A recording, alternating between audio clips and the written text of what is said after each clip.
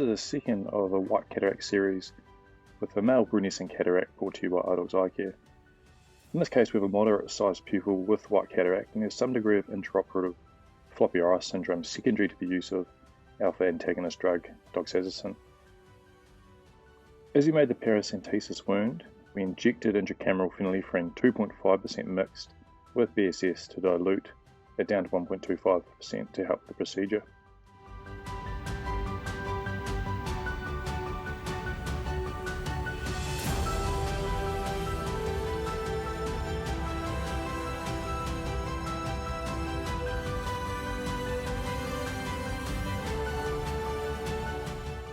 Here we have the injection of the intracameral phenylephrine. The next part is to inject the vision blue dye to help stain the anterior capsule, so it's easier to work with when we're doing the Capsulorhexis.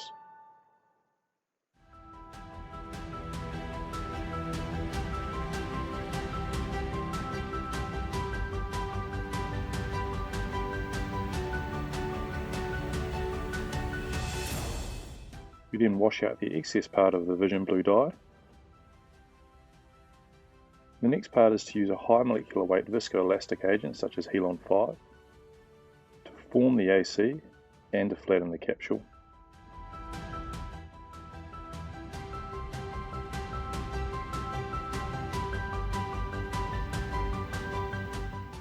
Once we've formed the AC and flattened the capsule, we then make the main wound incision with a 2.4mm keratome.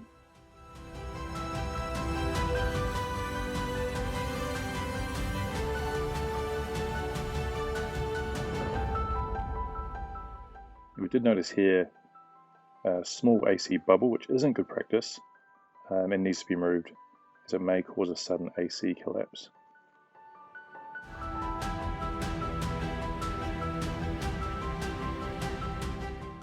The next part, we fashioned a cystone with a 27 gauge needle and started the continuous Curvilinear Capsulorhexis. As we're doing the Capsulorhexis, we could see that it started to want to run out to the side there, and it's the very nature of these very white Brunescent cataracts that this is a very regular outcome potentially, and if it keeps running out it will cause an AC rent and possibly a posterior capsular tear as well. So to rescue this, we reinflate the AC with Viscoelastic, and using capsule forceps we unfold the flap of the rhexis, and using a Brian Little's manoeuvre manage to pull the rhexis back in.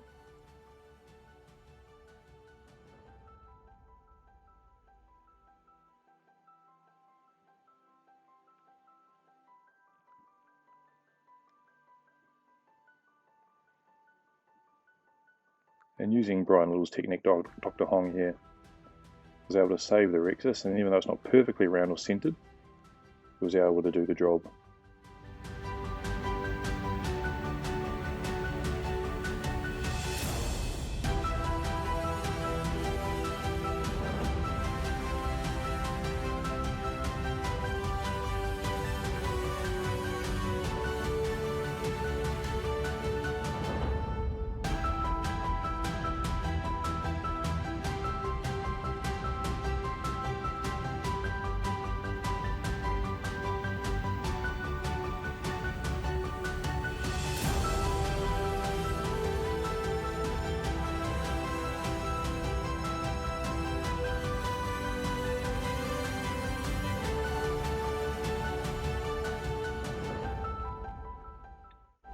We see the Capsulorhexis performed, and no AC rent, no posterior capsular breakage occurring.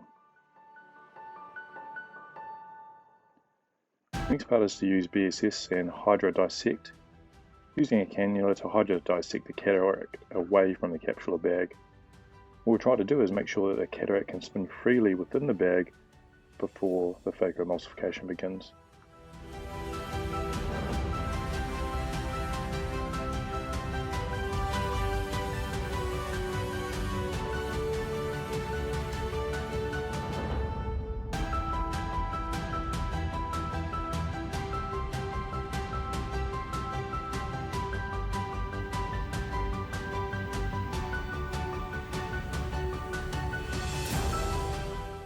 started using the divide and conquer technique to disassemble the nucleus.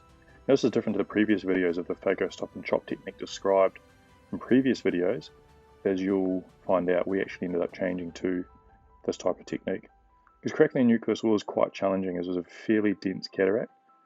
So we did do a modified chop technique to break parts of it, and chopping was done with a mushroom second instrument. So even though we decided to start with the divide and conquer, converting to the chopping technique when we discovered how dense the cataract was meant that we could successfully achieve this. Chopping has the advantage of using less phaco energy within the eye, which in turn reduces the risk of damaging the corneal endothelium.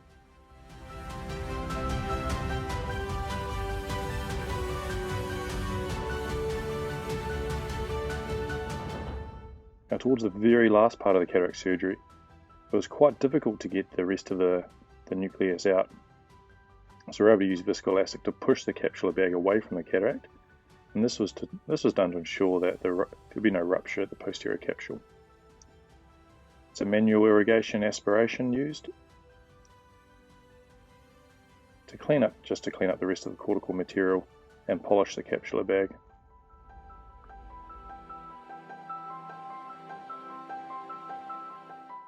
Then use Viscoelastic Helon to inflate the bag in AC. An Alcon SN60AT yellow lens with a blue filter was inserted into the bag.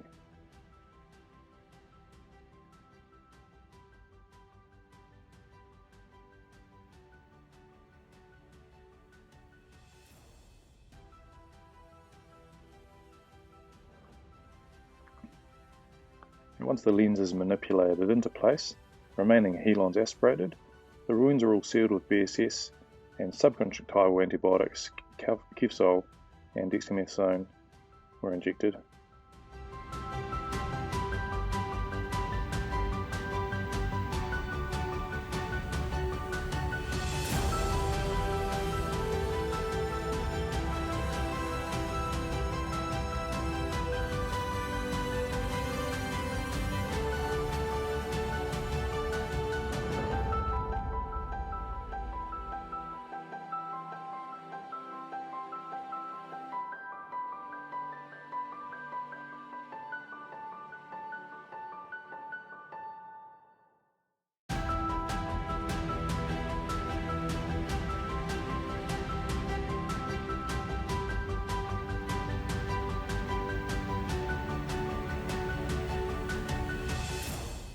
This is another example of a patient with a white Brunescent cataract with surgery performed by Dr. Hong. No complications within the surgery, and this is obviously just for education observation purposes. We hope you enjoyed it, and we're happy to bring you this as part of oDocs Eye Care.